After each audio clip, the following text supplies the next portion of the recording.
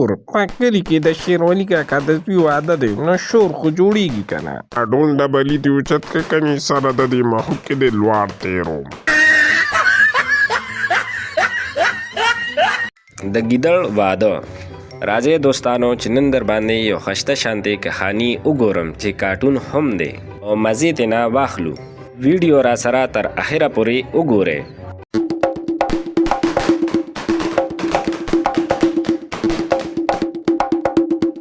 د یو وخت خبره ده په یو ځنګل کې د ګیدړ واده او سم شور شرابه یې جوړ کړي.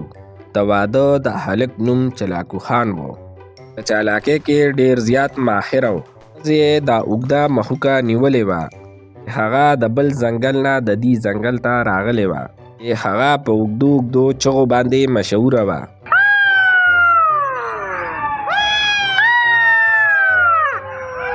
چې ګیدړ ته نورو ځناورو وکتل نو ورپسې یې ډېر زیات وخاندل. غاړه کې ځان له د وچو اډوکو نه ښار جوړ کړی و. ښار کې چې کومه کپړه اچولې وه هغه یې هم د شیرعلي کاکا د پټي نه راپټه کړې وه.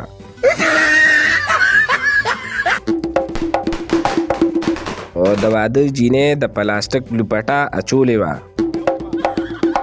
مخ او په شونډو یې ځان له د ټماټر میک اپ کړی و چې هغه په سور کلر کې ښکارېده. په خپو کې یې زاړه بوټان اچولي وو چې د چا نه یې راپټ کړي وو.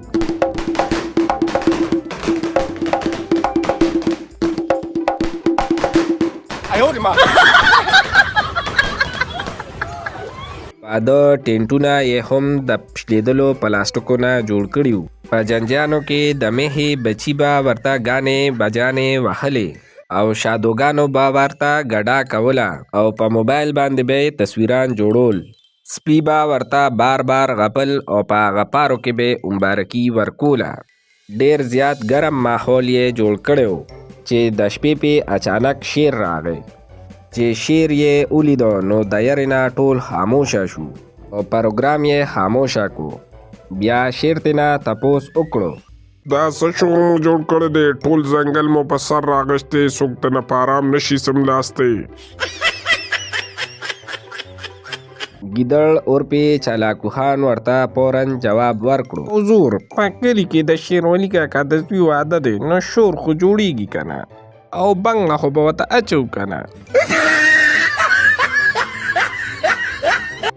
دا ډول ډبلي دې اوچت که کني سره د دې محوق کې دې لوړ تېروم.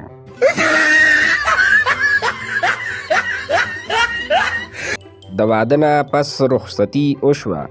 ګیدړ خپلې ښځې ته وویل بیګم راځه زموږ بنګله ډېره یخه ده او سمه ښکلې ده. پکې ایسي ګان لګېدلي دي چې وردن نه چې ورته ایسي اټومیټک روان شي.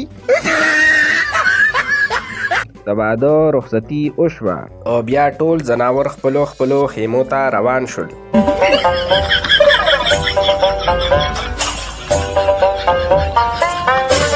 چالاکو خان او ښځه یې په جدا جدا خیمه کې سملاستل.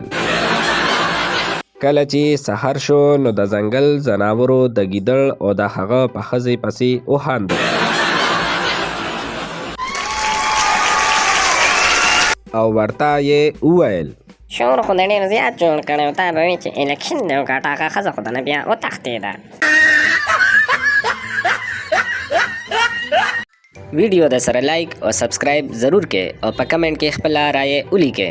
دې نه پس چې کوم زموږ نوی اپیسوډ را روان دی دا زموږ د نیکسټ اپیسوډ ټیلر دی.